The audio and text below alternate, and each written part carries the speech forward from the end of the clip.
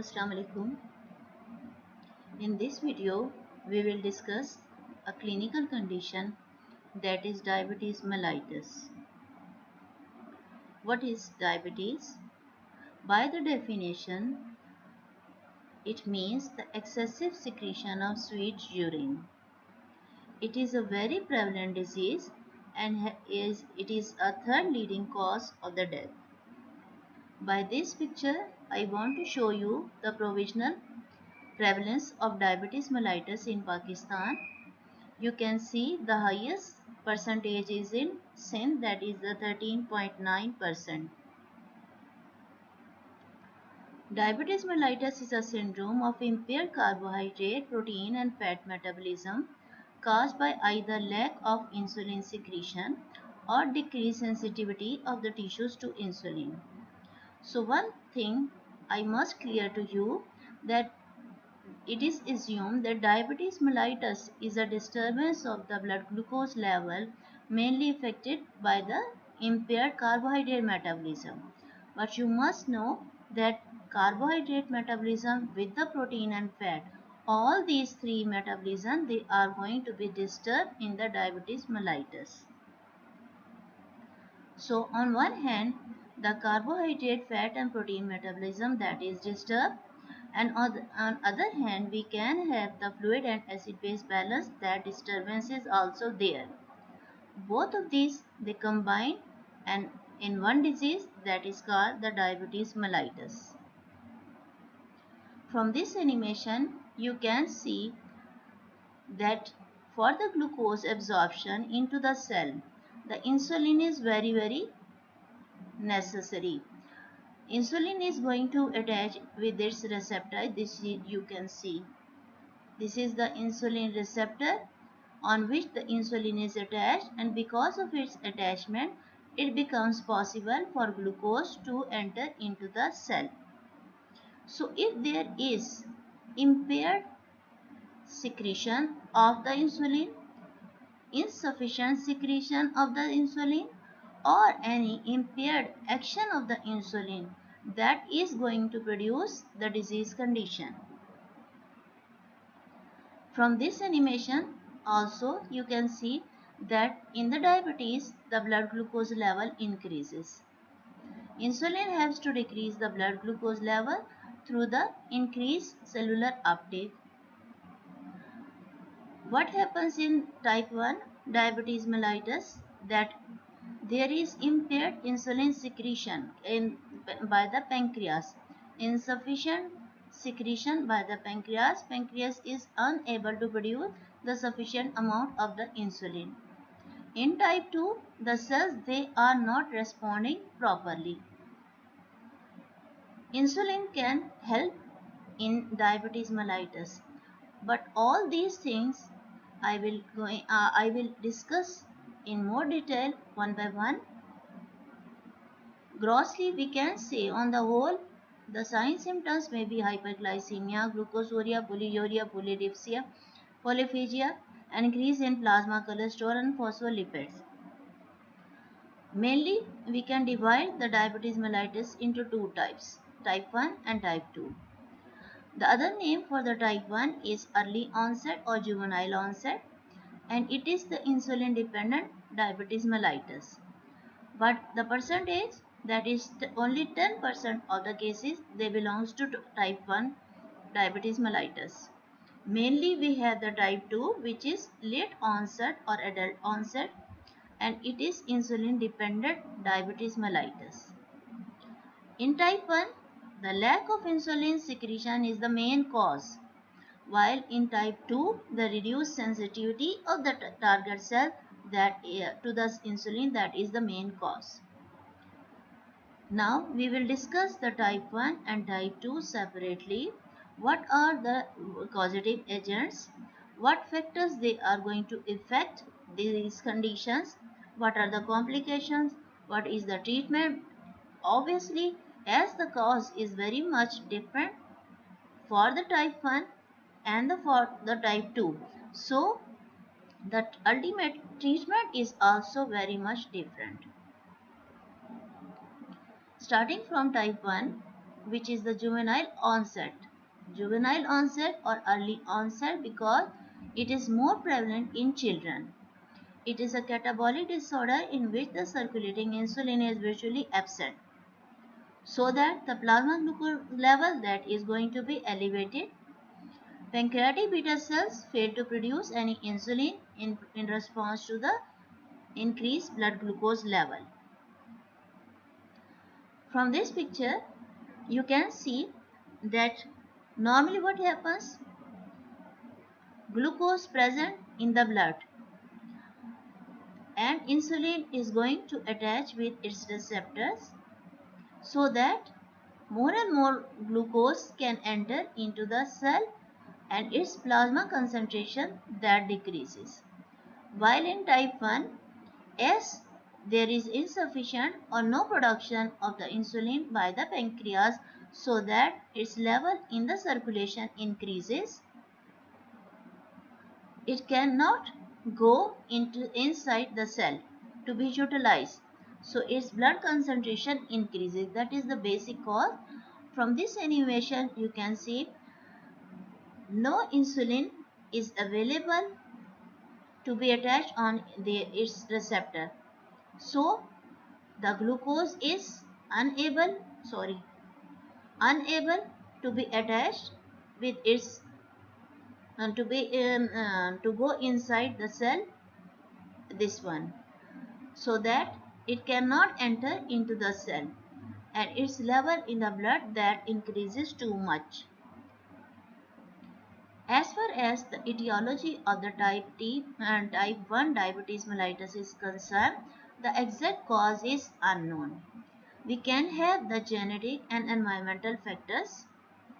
Regarding the genetic factors, we can say it is an autoimmune disease. The exact cause is unknown, but we can assume that there is abnormal circulating antibodies against beta cell developed so that beta cells of the pancreas, they are destroyed. And environmental factors, they include different types of the viruses and nutrition also, as it is early onset, as it is occurring more in babies. So babies which are on cow milk, they can have antibodies against the cow insulin, and which is very much close to the human insulin and may attack the beta cells and destroy that one.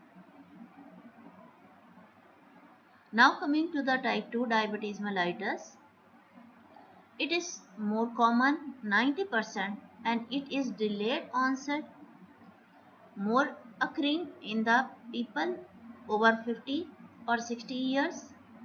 It develops gradually and is less severe form of the diabetes. It is further classified into non-obese and obese type of diabetes mellitus 2. Regarding its etiology, there is decreased glucose uptake by the muscle and the adipose tissues, and also the increased glucose production by the liver. The mechanism of insulin resistance is not clear. Both genetic and environment factors, they can contribute to its etiology. From this, you can see impaired insulin action and also impaired insulin secretion. Both these factors, they are causing the type 2 diabetes mellitus, increased glucose production by the liver and decreased utilization by the adipose tissues and the muscles. One more picture to clear this thing, the etiology of the diabetes 2 mellitus. Glucose coming from the stomach into the circulation. Here insufficient insulin is also coming, so that, and the third thing, that is the behavior of the cells. They are showing the insulin resistance, all result in the increased blood glucose level. Through this animation, you can see that glucose cannot enter into the cell. There is abnormal insulin resistance is created by the cells. From this animation, you can see abnormal insulin production here, so that insulin resistance that is developed. Because of that, glucose cannot enter into the cell. The factors leading may include anti-insulin antibodies, mutation of the insulin receptor, downregulation, beta cell adenoma, Cushing syndrome, acromegaly, pregnancy, obesity, overweight, and also insulin resistance in peripheral tissues such as skeletal muscle, brain, and liver. Now I want to compare the type 1 with the type 2. I have already discussed all these points, but to summarize, diabetes type 1 is far more rapid in onset, occurring over a few days as compared to type 2, which has a gradual onset. Type 1 also shows far more complications as compared to type 2. Type 1 requires insulin, while type 2 can be controlled by just diet or exercise or with the control of the weight. Now the confusing word they are complication and treatment, which I have not clear. And so now we will discuss the complications and treatment in more detail. Regarding the complication of the disease, I must tell you the complications that depends on many factors. What is the duration of the disease? What is the severity of the disease? What is the type of the disease? And also the family history. All these factors, if combined together, they can give more complications. If the patient has controlled diabetes, but the duration is 10 years, but it is controlled, there are less chances to develop or nil chances to develop the complications. But if it is uncontrolled, the complications will be severe and early and affecting whole of the body. This is one thing. The other thing, the complications of diabetes mellitus, they are many more, because it is going to affect the blood vessels, and where you can find your blood vessel, as you know, all over the body. So it is going to affect each and every tissue of the body. So it is a very dangerous disease and can give very harmful conditions. Mainly, the complication can be divided in two things: affecting the body tissues and the affecting the metabolic changes. Number one thing, the affecting the body tissues, it can affect the CNS, peripheral vascular disease, it can cause gangrene, atherosclerosis, heart diseases, affecting the main organs that are the eye, heart, CNS, mainly the brain, and also the kidney. While the metabolic disturbances, they can lead even daily there is change in the metabolism because of the diabetes. So the metabolic changes, they must be checked daily. The patient can develop or can die because of the hypoglycemia or because of the hyperglycemia. So you must check the blood glucose level instantly, continuously, so that you may have your condition clear about that what is going inside the body. How the ketoacidosis is going to develop, I have discussed this thing already, but again at this stage I repeat my all things.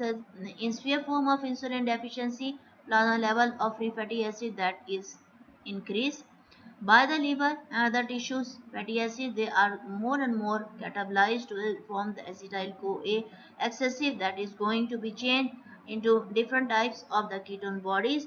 And also on the other hand, the metabolic acidosis that is produced, so ketoacidosis is there, which can lead to the coma and death of the patient. One thing I discussed, that the patient can develop hypo or hyperglycemia. How that one? If you ignore the blood glucose level, if you are not checking that one daily, what happens? Sometimes there is hypoglycemia so severe develops that, and you are unable, you are not checking the blood glucose level, so because of that you can have the complication, or it may lead to the hyperglycemia so severe uncontrolled that can lead to the complications of the diabetes mellitus.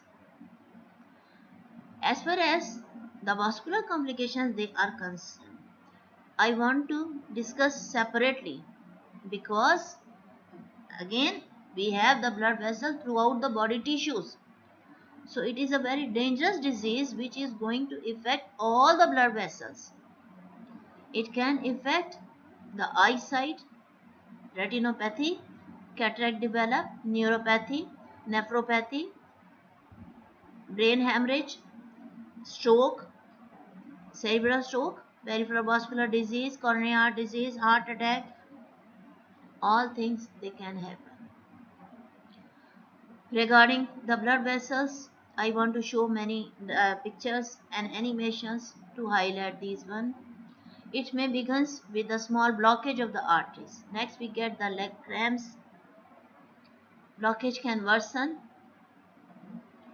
and with continuous exercise you can minimize this one. You can form new blood vessel to adopt the to blockages the arteries in process called collateralization. You can see this is the blockage, but if you continue the exercise, collaterals can develop and bypass this blockage. If you have this one, what is the treatment of this blockage? Stent angioplasty.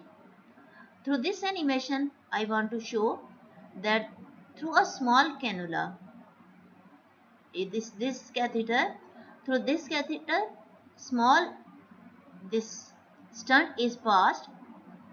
Once it is at the site of the blockage, it is ballooned and retained there, and you remove the catheter afterwards. So this is the treatment to remove or to bypass the blockage. One more method, that is the vein bypass surgery, that you take a little vein from the other normal healthy side and you develop here the collateral flow of the blood bypassing the blockage. This is another way to overcome the blockage of the artery. Otherwise, the gangrene and all these complications can develop. And I must tell you that you must remember the feet of the patient, the care of the feet. That is very important, because mostly at that site gangrene or injuries to feet of the patient that often develop.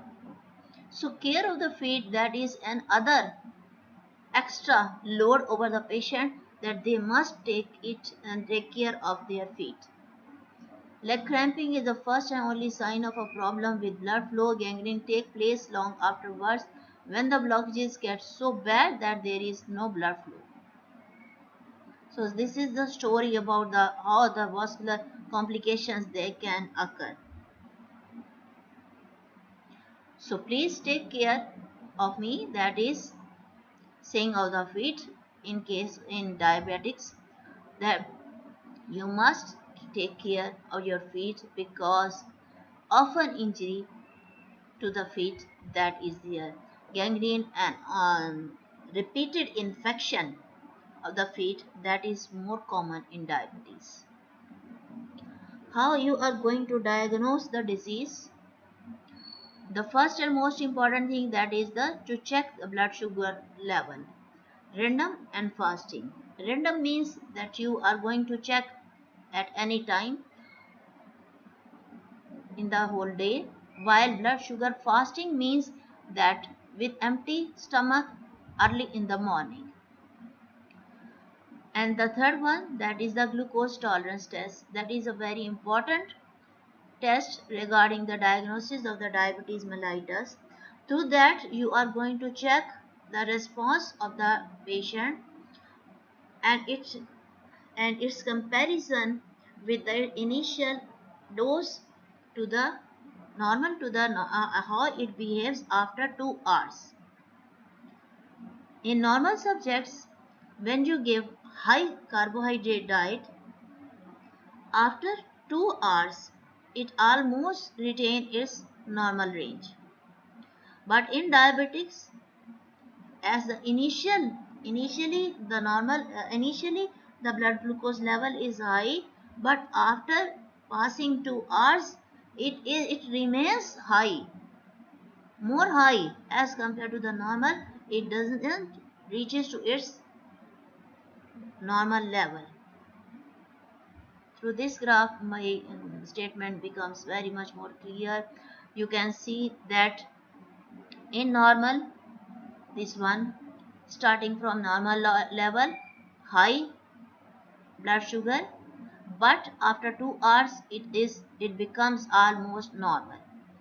As compared to the diabetics, starting from high level, taking the high carbohydrate diet, and after 2 hours what happens, much more level of the sugar. So that is the glucose tolerance test, through which it becomes very much clear about the level of the glucose.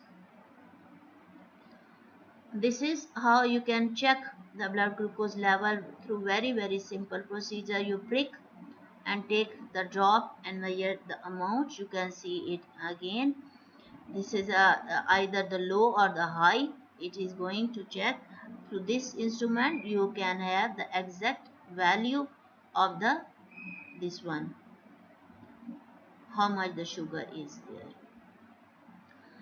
Then we can have the glucose in the urine, and this point must be clear, that if you are going to check, and this point should be discussed in the kidney unit also, and I think that you have an idea about this one, because the level of the change in the level of the blood sugar in the diabetics and in normal, how we are going to behave for the blood glucose level, and how our kidneys they behave, that matters.